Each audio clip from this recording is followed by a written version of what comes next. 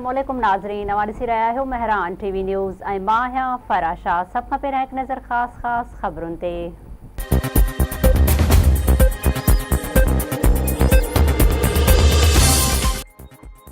मुल्क में कोरोना वधीक 150 हयातियूं गिरताए छॾियूं। रोज़ानो वायरस सबबि फ़ौतगियूं वधण लॻियूं। मुसलसिल 5 ॾींहं बि 100 खां वधीक माण्हू फ़ौत। वायरस सां जंग विढ़ंदे ज़िंदगी जी जंग हाराईंदड़नि जो अंग वधी 3382 थी वियो।